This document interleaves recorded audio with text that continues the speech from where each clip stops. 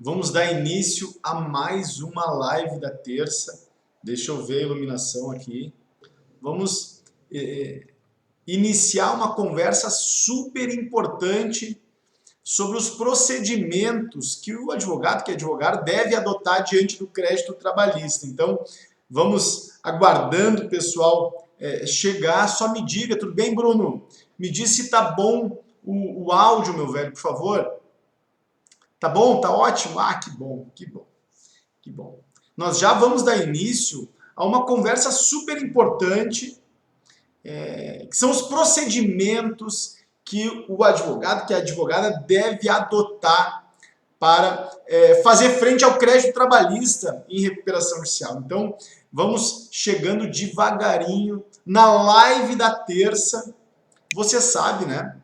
A minha intenção é que a gente tenha uma rotina, Bruno, em toda terça-feira às 18 horas, organizar aí uma atenção às questões práticas envolvendo recuperação judicial. Então, seja bem-vindo, Alexandre, seja bem-vindo, Binho, sejam bem-vindos, meus queridos colegas. A ideia é fazer uma conversa, mas eu tenho algumas questões práticas aqui que eu quero dividir com vocês.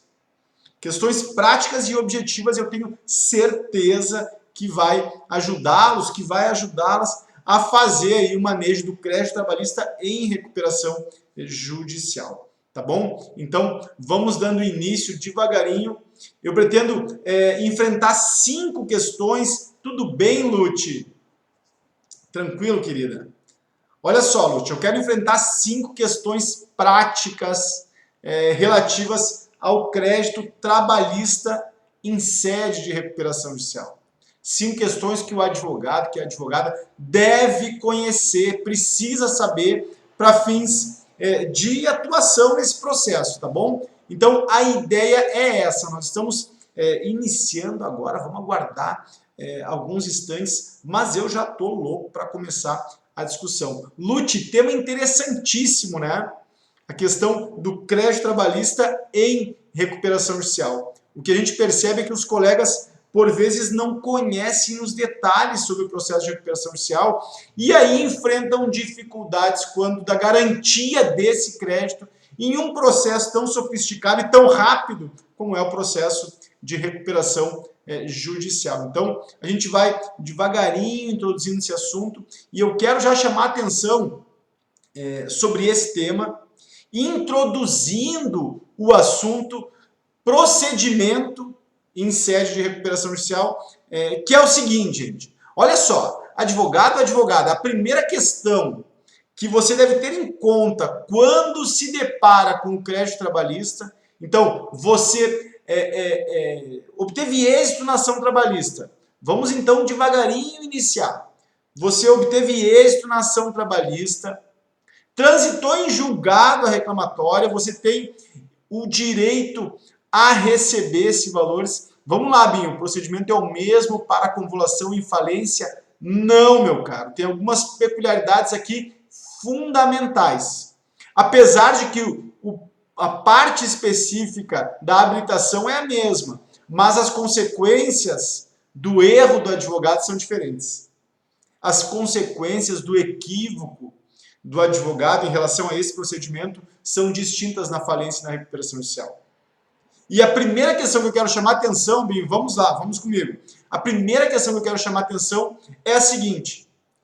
Quando é deferida a recuperação judicial, quando o juízo defere a recuperação judicial, nos 60 dias subsequentes, existem 2 editais.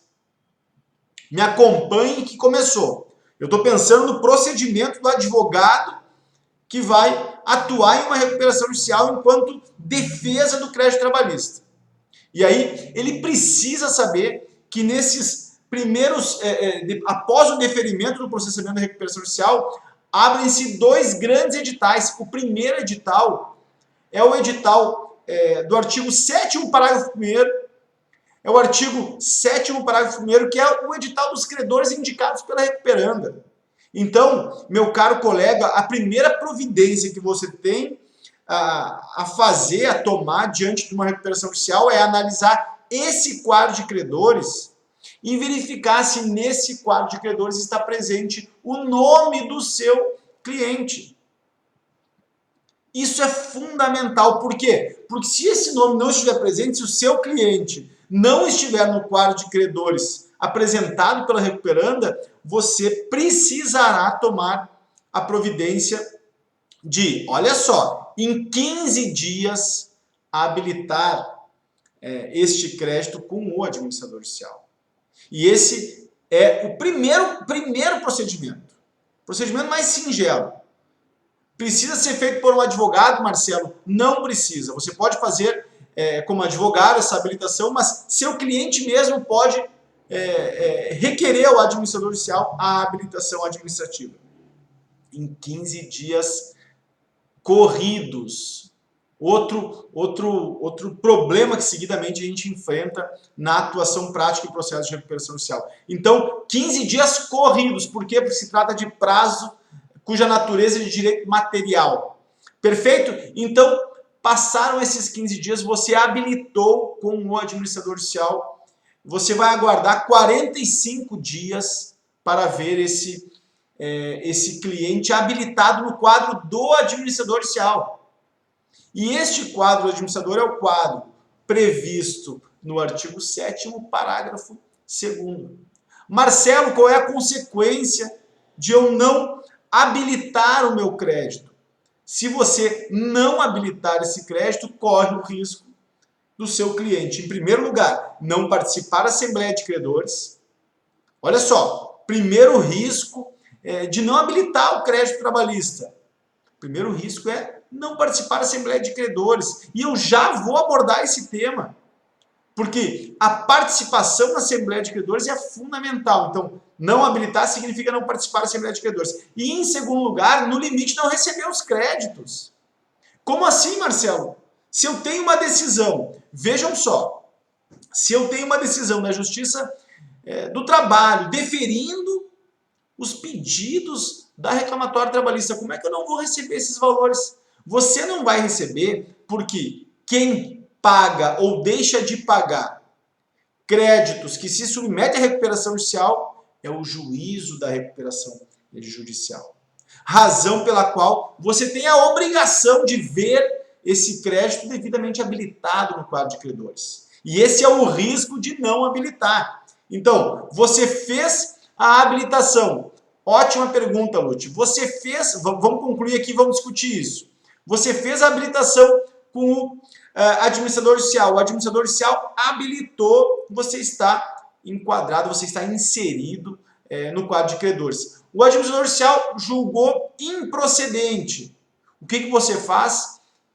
Pega essa e nós encerramos já o primeiro ponto para discutir essa questão que a Lute nos trouxe. O que você faz? Você faz uma impugnação ao quadro de credores do administrador judicial. E essa impugnação tem a natureza judicial. Essa impugnação pode ser feita apenas por advogado. Essa impugnação, ela implica em um contencioso, em um incidente previsto no artigo 8º e 9º da Lei 11.101 e que, num procedimento sumário, o juízo vai verificar a liquidez e a exigibilidade do crédito. Então, fundamental fazer isso para poder ter esse crédito inscrito no quadro de credores, porque você já entendeu a consequência da sua não inscrição. Sobre o pedido de reserva do valor do crédito trabalhista provocado pela professora Luciane. Lute, olha só. Imaginem que você tem um crédito que não é líquido e certo. Imaginem que você tem um crédito que ainda não transitou em julgado, mas você tem a expectativa legítima de ter êxito na ação. O que você faz? Você faz um pedido. O procedimento é muito dúbio na Lei 11.101. Você faz um pedido no juízo em que se processa essa ação ilíquida, para o juízo que processa essa ação ilíquida requerer a reserva de valor. E isso é importantíssimo, especialmente, Lute, nas recuperações judiciais grandes. Não é tão relevante em recuperações judiciais pequenas, médias, porque ao fim e ao cabo os créditos acabam inseridos na recuperação judicial. Mas imaginem a recuperação judicial da Oi, que envolve bilhões e que milhares de ações judiciais seguem em andamento. O pedido de reserva de valor, nesse caso, é fundamental. E aí, esse é o primeiro aspecto que eu queria abordar sobre o procedimento e também dialogando com os colegas. O Binho pergunta, e os créditos retardatários? Outra questão importantíssima. Os créditos retardatários, conforme a sua natureza, eles perdem o direito de voto em Assembleia de Credores. Então, imaginem o seguinte, você, meu caro colega, representa uma ME-EPP. Você representa um credor quirografário e por alguma razão perdeu o prazo da habilitação com o administrador judicial e perdeu o prazo também da impugnação tempestiva do quadro do administrador. Você entendeu que esses dois prazos são fundamentais.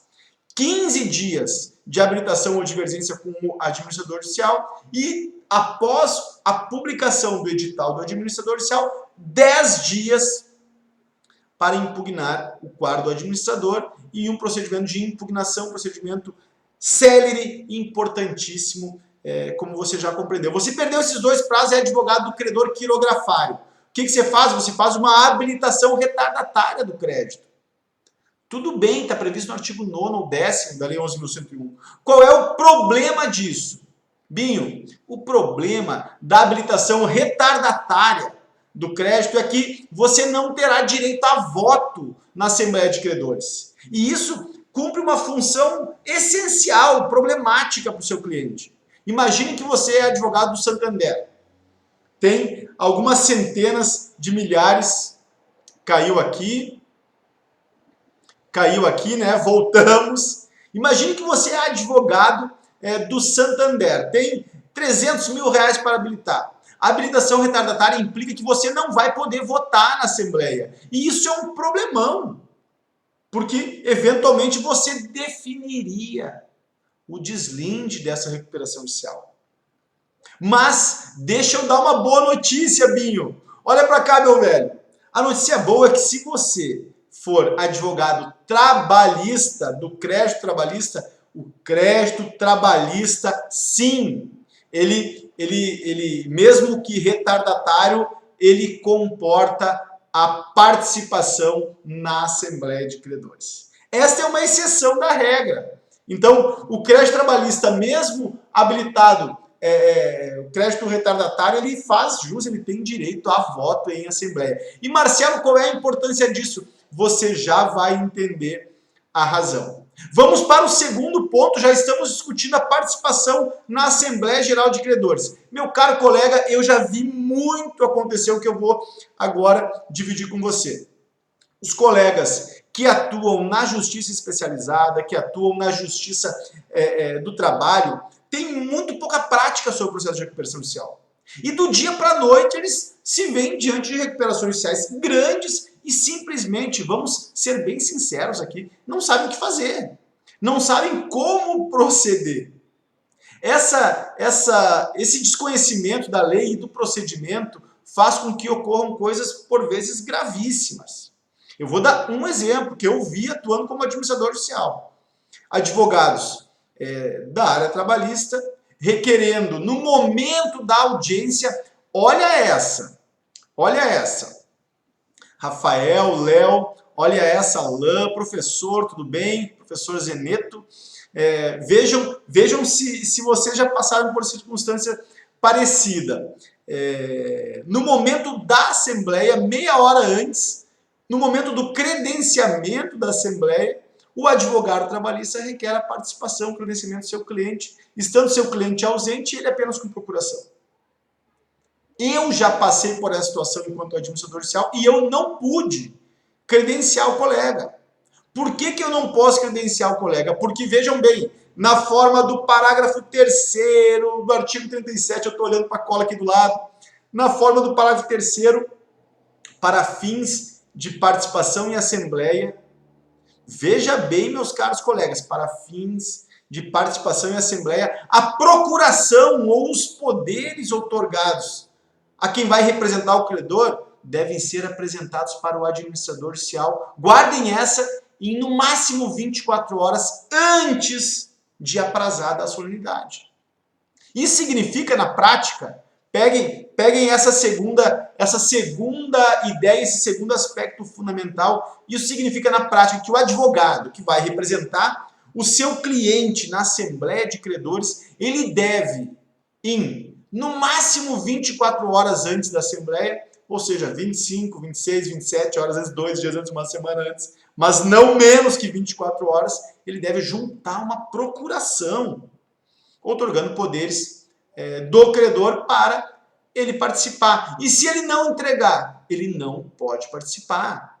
Por quê? Por disposição expressa. Eu entendo que o advogado Léo Tavares, que está aqui me dando a honra da sua audiência, vai dizer, mas Marcelo, por quê? Por que essa rigidez? Né? Por que um dispositivo tão forte? Né? Olha só, meu velho, a justificativa que está por trás dessa disposição é a seguinte: imagina a recuperação judicial da Odebrecht, da OAS. Imagina como fazer o credenciamento sem ter previamente planilhado os credores que participarão. Nós atuamos em recuperações judiciais grandes, teve uma recuperação que tinha 1.200 credores. 1.200 credores. Como fazer o credenciamento em tempo razoável se não houver uma disposição como esta? Então a ideia é simplesmente organizar a solenidade, visto a relevância que a Assembleia de Credores tem do ponto de vista do procedimento de recuperação. Mas existe um segundo detalhe. E um segundo detalhe é que um sindicato, olha só, a Fernanda que está aqui chegando, é advogada de sindicato e pretende representar o conjunto de trabalhadores em assembleia. Para esta situação, a lei exige 10 dias de antecedência. 10 dias de antecedência para a juntada, para a apresentação com o administrador judicial do instrumento de procuração ou documento válido que represente o credor. Vamos lá, pergunta doçura da Volga, isso? Olha só que pergunta interessante. Se não houver quórum, excelente pergunta, querida. Se não houver quórum na primeira Assembleia Geral de Credores, pode juntar a procuração para a segunda? Excelente pergunta, é pergunta de quem sabe, é pergunta de quem está na prática, né? É pergunta de quem está no dia a dia forense. Se não instalou a primeira Assembleia, deve tranquilamente apresentar para a segunda. Por quê? Porque a Assembleia simplesmente não instalou, não iniciou. Então, essa pergunta é excelente porque chama a atenção que, em não se iniciando a Assembleia, esse disposto no artigo 37, parágrafo 3º e parágrafo 4º, tudo bem, meu velho, segue rígido, segue perfeito. Então, pode sim habilitar 24 horas, até 24 horas antes da segunda Assembleia. Mas lembre que a segunda Assembleia abre com qualquer quórum. E não conte com a sorte, né? Eu diria isso, não conte com a sorte, porque a gente não sabe como essa sorte vai se apresentar em uma Assembleia de Credores. Então, eu sugiro fortemente que essa procuração, que esse instrumento seja juntado antes da primeira Assembleia. Detalhe fundamental que também os colegas que não são da área acabam por vezes se passando. Meu caro colega, uma vez instalada a Assembleia, sem o credenciamento do seu cliente, você mesmo, Denise, perfeito, você mesmo que esteja pronto ou pronta para participar da próxima Assembleia, visto que foi suspensa, você não pode. Marcelo, eu não entendi direito, me explica melhor essa questão. Veja bem, quando você está atuando defendendo um credor trabalhista, você não fez o credenciamento na Assembleia. a Assembleia foi instalada. E, sendo instalada, ela foi, a partir da deliberação majoritária dos credores, ela foi suspensa por 30 dias. Você pode credenciar para a próxima? A resposta objetiva, não pode. Por quê? Porque esta suspensão implica em que há uma ficção nessa Assembleia que simplesmente se interrompe os trabalhos e o mesmo quórum prossegue discutindo. Seria como se fosse fechada uma sala com os credores devidamente credenciados e essa sala ficasse fechada por 30 dias e fosse reaberta após os 30 dias. Ninguém entra, ninguém sai. Então, só há uma alternativa para participar dessa Assembleia e a alternativa é um pedido judicial para o juiz da recuperação judicial autorizar o ingresso extemporâneo do credor. Já vi isso acontecer. É difícil, mas é possível, visto que alguns juízes não conhecem a lógica sistemática da Lei 11.101, mas não é de praxe. A ideia não é essa. A ideia é que o credor que instalou, que credenciou devidamente, não tenha problemas em relação a novos credores. E aí, por que isso é importante, Marcelo? Olha só, Denise, isso é importante porque a partir desse quadro de credores que devidamente fez o credenciamento, é a partir destes credores que a discussão sobre o plano de recuperação judicial vai acontecer. Quem vai definir, ao fim e ao cabo, o rumo da empresa não são todos os credores. Marcelo, eu não entendi. O meu amigo Morgan chegou agora, não entendeu. Morgan, seguinte, a partir do momento que foi instalada a Assembleia, quem decide, meu caro colega, o rumo que a Assembleia, que a recuperação judicial vai adotar, são os credores que foram credenciados, que estão credenciados. E não todos os credores que estão no quadro geral de credores. Isso significa que é fundamental se credenciar devidamente e que esse erro é gravíssimo e pode prejudicar fortemente os interesses do seu cliente. Vamos lá. Doutor, lá a sua opinião, caso não tenha havido reserva de valor e o crédito trabalhista tenha seu trânsito em julgado no justiça trabalhista após o encerramento da recuperação. Bom, esse caso é muito comum. Depois de encerrada a recuperação judicial, pode ser cobrado via ação autônoma, mas veja a complicação que por desídia do advogado acaba acontecendo. Não, nesse caso até não foi desídia, né, meu caro? Olhando aqui o exemplo, não foi não, porque ocorreu o trânsito em julgado após o encerramento da recuperação judicial. Aí nós temos que analisar se esse crédito foi constituído antes da recuperação judicial ou depois. Então, me acompanhe aqui, Ian, que a questão é bem complicadinha. Olha só, o crédito que você está se referindo foi constituído antes da recuperação judicial ou depois? Se foi constituído depois, esse crédito sequer se submete à recuperação judicial. E a Justiça do Trabalho tem, inclusive, competência para perseguir esse crédito. Agora, se ele foi constituído antes e apenas o reconhecimento judicial ocorreu depois, aí quem processa esta execução é a Justiça da recuperação judicial. Agora, nesse caso, se foi encerrada a recuperação judicial, você terá que fazer um procedimento de execução autônoma. E aí vai depender da situação do processo na Justiça do Trabalho. Se você visitar o Superior Tribunal de Justiça,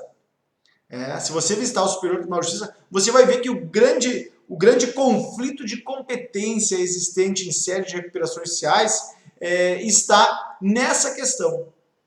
Enfim, é a Justiça do Trabalho que vai prosseguir a execução ou é o Juízo Universal da Recuperação Judicial que vai fazer essa execução? São essas as discussões que acontecem diuturnamente, centenas de decisões monocráticas, acho que milhares de decisões monocráticas e muitas decisões variáveis. Fato é que é fundamental fazer essa habilitação tempestivamente. Sabe por quê, Ian? Porque o processo de recuperação judicial, ele prima, por mais que o Poder Judiciário não tenha condições de assim proceder, a recuperação judicial ela prima pela celeridade. A celeridade dos atos processuais, a celeridade de todos os movimentos que estão previstos na Lei 11.101. E isso tem um significado muito forte para quem não atua em recuperações judiciais, porque os prazos, por exemplo, os prazos que eu me referi no início dessa conversa, são todos prazos em dias corridos. E veja bem, meu velho, isso por vezes coloca o colega em um risco absurdo. Eu vou dar só mais um exemplo. Esses dois prazos, eles de 15 dias com o administrador judicial e de 10 dias em relação ao quadro do administrador judicial para fazer a impugnação judicial, eles são prazos e dias corridos. E nesse mesmo período, um abração, nesse mesmo período, ocorre também o prazo para a apresentação do plano de recuperação judicial. 60 dias corridos. E alguns advogados que estão namorando com recuperação judicial, mas não se deram conta das peculiaridades do Instituto, perdem esses dias corridos. Ao perder esses dias corridos, eles podem levar, inclusive, o cliente à quebra. Então, muito cuidado com os prazos. A ideia que eu alimento é de simplificar o Instituto, mas simplificar o Instituto não significa torná-lo menos, como é que eu vou dizer, menos rico das possibilidades que ele apresenta, né? Então, vamos lá, esse é o segundo ponto que eu queria dividir com você. Vamos conversar, vamos lá, doutor Marcelo, tudo bem? Para o credor trabalhista que recebeu crédito original sem atualização, nem FGTS e INSS, como proceder para receber o valor remanescente após o encerramento da recuperação judicial? Veja bem, nesse caso, nós estamos falando de uma demanda concreta, de uma ação trabalhista que transitou em julgado e estes compromissos restaram abertos, perfeito? Se é assim e estes créditos foram habilitados na recuperação judicial, significa que não há como prosseguir com esta execução na justiça especializada. Portanto, a habilitação na recuperação judicial deveria ter sido integral. Integral. Por quê? Porque a Justiça do Trabalho sequer tem condições, tem competência para prosseguir na execução dessa dívida, do seu crédito. Esse é o grande problema, aliás, que a gente verifica no dia a dia forense. A Justiça do Trabalho presta a jurisdição apresentando os valores, mas esses valores, por vezes, não são escorreitamente habilitados na recuperação judicial. Por isso eu chamei a atenção para o risco de não ter o cuidado com esses prazos primeiros. Tá bem? A terceira questão que eu quero dividir com vocês, olha só, e seguimos abertos para discussão, para trocas, vamos lá. Léo, se quiser fazer uma questão aí, eu vi que você me cumprimentou, tudo bem, meu velho? Vamos adiante. Até 2019, e aqui eu vou começar a ingressar no centro do que eu dividi com vocês no Telegram, que eu chamei a atenção no Telegram. Se você não acompanha o meu canal no Telegram, eu sugiro fortemente que faça isso. O que eu vou agora dividir com você é fundamental para quem transita na seara trabalhista e não conhece os meandros da recuperação judicial. É fundamental. Por quê? Porque até 2019, veja bem, até 2019 não havia limitação para o crédito trabalhista. Então, o que ocorria era o seguinte: o crédito trabalhista restava integralizado com uma habilitação correta na classe 1 e a empresa tinha a obrigação de pagar integralmente o crédito trabalhista em até um ano após a homologação do plano de recuperação judicial pelo juízo da RJ. Isso ocorria até 2019. Portanto, o advogado especializado da seara trabalhista simplesmente tinha o cuidado de habilitar o seu crédito e de esperar. Era isso que ocorria. Então, o advogado habilitava o crédito, quando via o crédito no quadro de credores, ele ficava tranquilo, porque, enfim, eu vou receber integralmente, em até um ano, o valor que eu habilitei. Era isso que acontecia até 2019. Agora, o que aconteceu em 2019? Em 2019, o Superior Tribunal de Justiça, provocado pelo Tribunal de Justiça de São Paulo, autorizou a limitação do crédito trabalhista. Autorizou a limitação do pagamento dos créditos trabalhistas em até 150 salários mínimos. Isso é fato, isso ocorreu no Superior Tribunal de Justiça, um pouco encharcado pelas argumentações do Tribunal de Justiça de São Paulo, verdadeiramente difíceis de serem combatidas. Vejam bem, meus caros colegas, eu quero ouvir a opinião de vocês. Luiz, Fernanda, Kaique, advogada a Josi, eu quero ouvir vocês, Eduardo, vocês que estão chegando, me digam se vocês concordam ou não concordam. Um credor trabalhista habilitou. A origem da mudança desse entendimento aconteceu a partir do seguinte episódio. Me digam se vocês concordam ou não concordam com esse episódio. Um escritório de advocacia habilitou 40 milhões na classe 1 crédito trabalhista, requerendo pagamento dos 40 milhões em até um ano. Camille, vem comigo na história, depois me diz o que você acha, tá? Pagamento na classe 1 crédito trabalhista em até um ano de 40 milhões. O plano de recuperação judicial indicou pagamento de 2 milhões para o escritório de advocacia e os outros 38 milhões para a classe 3 credores quirografários. E, a partir dessa discussão, essa discussão foi levada para o Superior Tribunal de Justiça. Por quê? Porque o Tribunal de Justiça de São Paulo, visto a aprovação do plano de recuperação judicial, homologou o plano, com limitação na classe 1 credor trabalhista, em razão do episódio que eu aqui desenhei para vocês. Foi para o Superior Tribunal de Justiça e a discussão era o seguinte: a empresa tem condições de pagar 40 milhões em até um ano integral? Tem ou não tem? E aí a discussão foi: não tem condições. E se não tem condições, é possível limitar esse crédito trabalhista? E aí a pergunta que nos é apresentada, e eu provoco você a responder aqui, me responder depois. A pergunta é: qual é o limite? Porque se é evidente que a empresa não consegue pagar 40 milhões na classe 1 em um ano, porque se ela conseguisse pagar, meus caros colegas, ela não estava em recuperação judicial.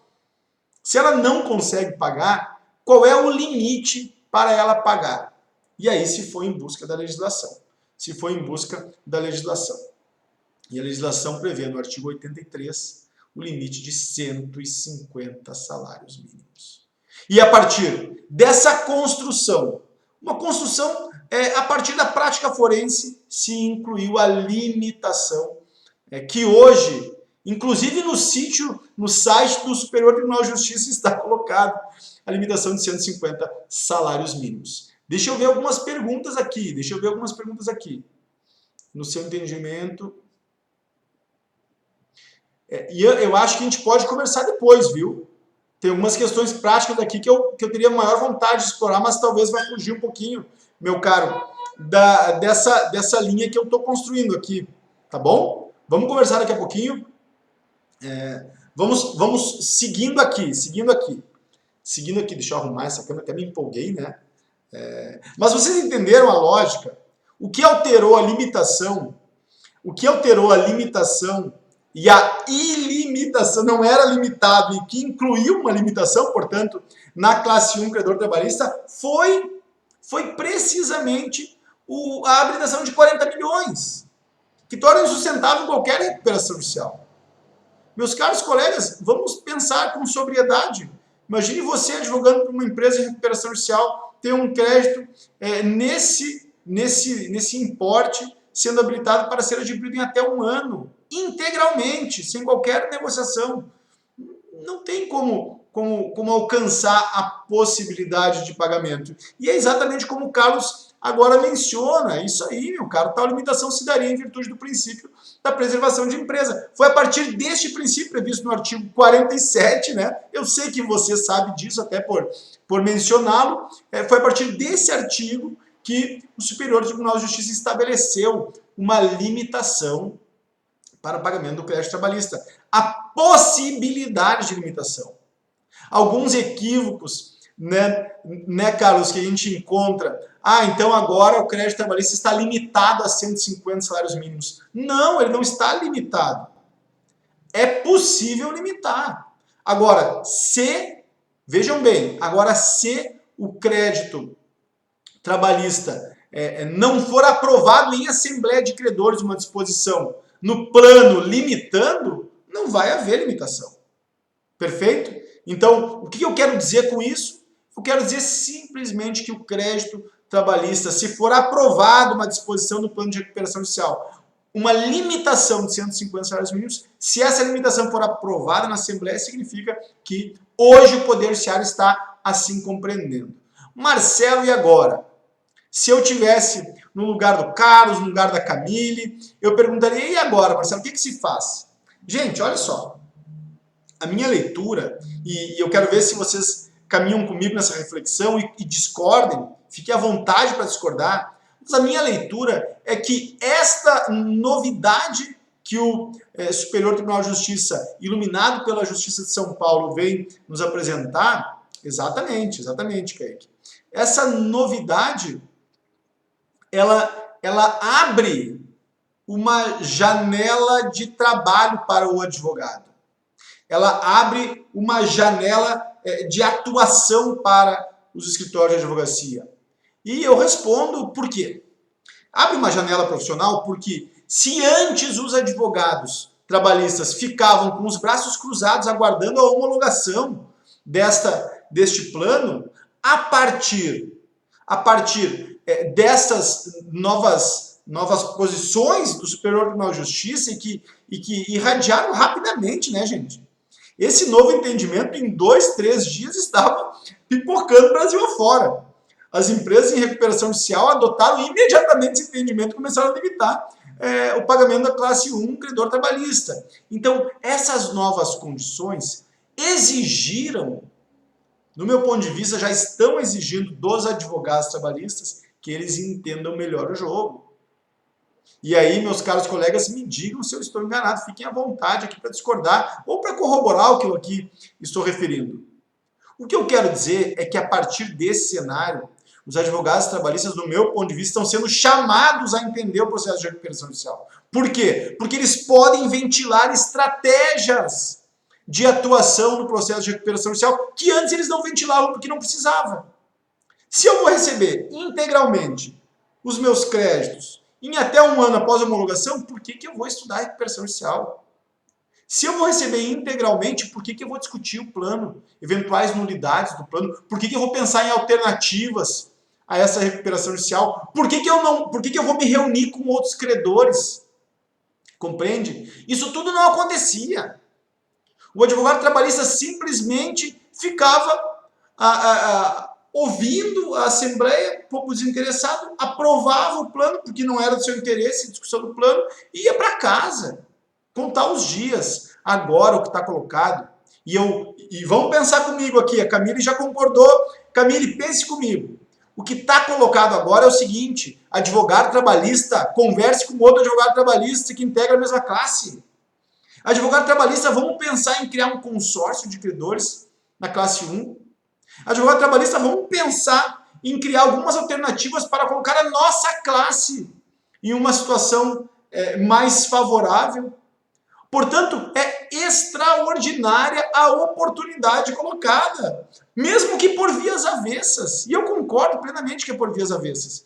Mas o fato é que, a partir dessa nova condição, é interessantíssimo discutir com os credores trabalhistas e eventualmente com outros credores.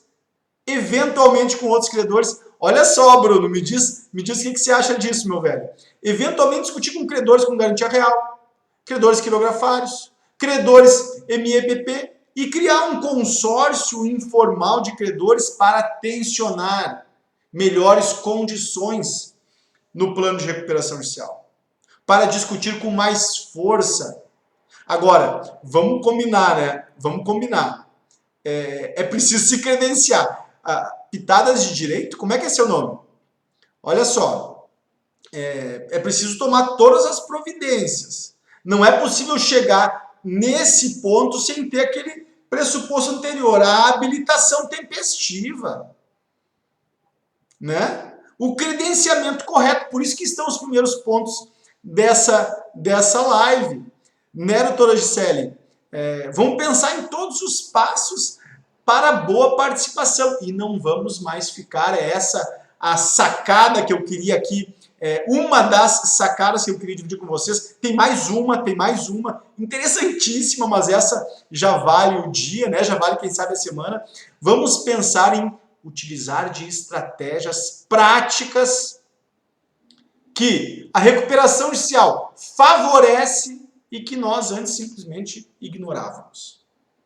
Se nós quisermos garantir os direitos dos nossos clientes, se hoje nós pretendemos patrocinar com qualidade a defesa dos interesses dos nossos clientes, é imprescindível que se faça a partir dessas novas bases. Por uma razão muito singela, hoje a empresa pode limitar e ponto final. Se ninguém discutir, se todo mundo aprovar, é isso que vale e ponto final.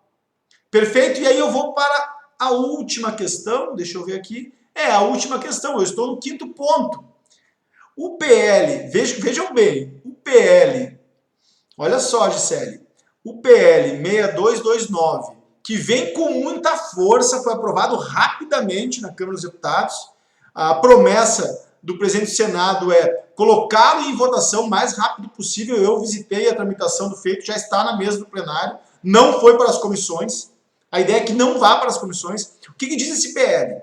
Esse PL, em primeiro lugar, regulariza, venham comigo, em primeiro lugar, regulariza o pagamento da classe 1 credor trabalhista com a possibilidade de limitação.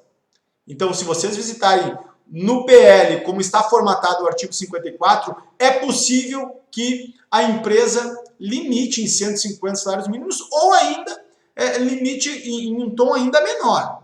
É possível isso acontecer, Renata, sem problema algum, tá bem? Com o PL que eu acabei de referir, 6229, tá bem? Mas, então, precisamos conhecer um pouquinho mais de recuperação judicial, senão nós vamos perder o nosso crédito. Mas tem um último elemento. Qual é o último elemento que eu chamo a atenção de vocês? O último elemento é o seguinte, com o PL, desligou todos os meus computadores aqui, com o PL 6229, abre-se a possibilidade de construção de um plano de recuperação judicial por parte dos credores. Como é que é, Marcelo? É isso mesmo. Até hoje, os credores ainda ficam numa espécie de berço esplêndido ou em uma situação de espectador da recuperação judicial. Podem ir muito pouco em uma recuperação judicial, a despeito que a decisão final da recuperação ou não é dos credores. Mas a despeito disso, o que importa é que os credores não podem apresentar um plano na formatação que a Lei 11.101 tem a esse respeito. Agora, a partir do PL 6229, os credores poderão, inclusive, produzir um plano de recuperação judicial alternativo ao plano apresentado pela empresa. E isso é fantástico para nós, advogados. É fantástico mesmo. Por quê? Porque coloca a possibilidade de nós atuarmos em outras frentes. Imaginem você, em uma recuperação judicial, podendo articular alternativas junto com outros colegas diante de um plano desfavorável.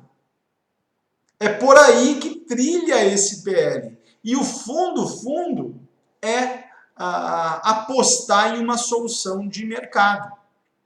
Claro, meus caros colegas, ainda tem vários problemas o PL 6229. Eu já os critiquei em outras oportunidades, mas deste ponto de vista nós podemos verificar essas condições à luz de possibilidades interessantes, né? Então, a última questão, eu vou apenas pedir, vocês vão me autorizar e eu vou pedir tranquilo, que vocês deem uma curtida nesse vídeo, eu não sei como é que faz isso, mas deem um coração aí para mim, para a gente fazer crescer essa comunidade. Então, fiquem à vontade, mas façam esse favor para mim, que eu sei que o pessoal vai reconhecer esse trabalho e vai chegar em mais gente, mais colegas que precisam. Então, deem um coraçãozinho para mim aí e vamos incluir a última questão que eu quero que você faça. E eu acho que essa última questão, olha só, eu acho que essa última questão vale me mandar um abraço no direct depois. Meu caro colega, boa parte das recuperações judiciais, os advogados de credores trabalhistas não fazem a habilitação do seu crédito específico no quadro de credores. Marcelo, eu não entendi. Vejam só. Boa parte dos advogados que defendem os seus clientes na justiça do trabalho não habilitam os seus créditos, honorários de sucumbência na justiça especializada, não habilitam o seu crédito na recuperação judicial. E aí o que acontece é que o seu cliente recebe, mas você não recebe. Então, a minha sugestão final, encerrando essa conversa, habilite os seus honorários no bojo do processo de recuperação judicial. Habilite de modo separado do seu cliente, porque aí o que vai acontecer? Olha só, Binho, obrigado, querido, obrigado. Olha o que vai acontecer, Binho. Se você fizer a habilitação do seu crédito, separar o seu cliente, quando você for receber, você pode inclusive estabelecer com o seu cliente a cobrança de honorários específicos para atuação na recuperação judicial. Ou você vai trabalhar de graça? Então, você terá a habilitação do crédito decorrente da justiça especializada e você terá, através de um contrato de honorários específico, você terá também os honorários quando o seu cliente, credor trabalhista, receber o valor dele. E aí, vejam só. Olha só, Léo, olha só, meu velho. Obrigado. Olha só, cara. Então, vejam bem. Nesse caso concreto, se você fizer essa habilitação do credor trabalhista, você receberá, porque o credor trabalhista, enquanto a recuperação tem o seu curso, o credor trabalhista é o primeiro a receber. Então, esse jogo, por vezes, é complicado com o credor quirografário, que no plano tem um alongamento absurdo e, por vezes, não tem condições mesmo de fazer frente. E aí, essa pactuação pode não restar exitosa do ponto de vista de cifrão, do ponto de vista financeiro. Agora, o credor trabalhista com essa pactuação, você faz jus sim, e você vai receber. Minha cara colega, você vai receber. Se fizer isso, e depois me manda um ok, depois me manda um cumprimento, que eu vou ficar bem satisfeito, bem feliz, porque a ideia é que a gente atue com qualidade, com excelência em recuperações judiciais. Para que vocês tenham uma ideia, o colegiado empresarial, que integra o treinamento avançado em recuperação judicial que eu criei, ele tem o objetivo de pensar do ponto de vista prático. E aí é a partir dessas questões que a gente está pensando a atuação dos nossos colegas e a nossa atuação, porque eu atuo como administrador judicial e atuo também enquanto advogado, seja advogado de recuperante, seja advogado de credor. O Kaique me diz aqui, estou em um caso em que o administrador judicial limitou sem aprovação da Assembleia nem plano de recuperação. Cara, tudo ilegal. Quem define a limitação e a forma de pagamento é a Assembleia de Credores. Tudo ilegal, alega nulidade. Venha conversar comigo, alega nulidade, que você vai levar. Por quê? Porque recuperação judicial, em última análise, importa em uma solução de mercado para a crise do agente econômico. Tá bem, gente? Espero que vocês tenham gostado. Quero que vocês deem mais curtidas aqui. Se vocês puderem depois compartilhar meus outros conteúdos, eu vou ficar muito feliz. E obrigado pela atenção. Tá bem? A gente faz toda terça-feira uma live específica sobre aspectos práticos de recuperação judicial. E vocês todas, vocês todos já estão convidados para vir aqui semana que vem dialogar comigo sobre esse tema tão rico e extraordinário que é o processo de recuperação judicial, tá bom? Grande abraço, vou encerrando aqui e Agradeço novamente essa audiência fraterna aí dos colegas que estão caminhando conosco, tá bom? Até mais, gente.